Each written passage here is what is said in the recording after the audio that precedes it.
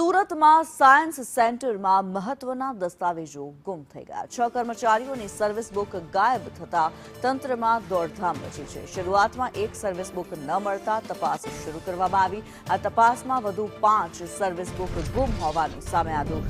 નિમણૂકથી નિવૃત્તિ સુધીની વિગત આ સર્વિસ બુકમાં હોય છે, ત્યારે અસરગ્રસ્ત કર્મચારીઓમાં ચિંતા વ્યાપી છે। સાયન્સ સેન્ટર ઓથોરિટીએ ઉચ્ચ અધિકારીઓને જાણ કરી વિવિધ વિભાગોમાં પત્ર વ્યવહાર શરૂ કરવામાં આવ્યો છે। ગુમ થયેલા દસ્તાવેજોને લઈને તપાસ તેજ કરવામાં આવી। જયેન્દ્ર પાંડે વધુ વિગતો જણાવી રહ્યા છે। જયેન્દ્ર, સાયન્સ સેન્ટરમાં સર્વિસ બુક ગાયબ થવાનો જે મામલો સામે આવી રહ્યો છે, શું માહિતી?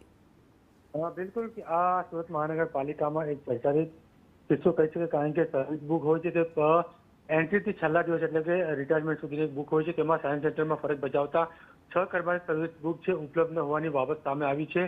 બાબત સામે આવતા તંત્રમાં ખળભળાટ મચી ગઈ છે। પહેલા પ્રથમ કર્મચારીની બુક ગુમ થઈ હતી, તેની તપાસ કરતા એક બાદ એક કુલ 6 જેટલા કર્મચારીઓની જે બુક છે તે ગુમ થઈ ગઈ હતી।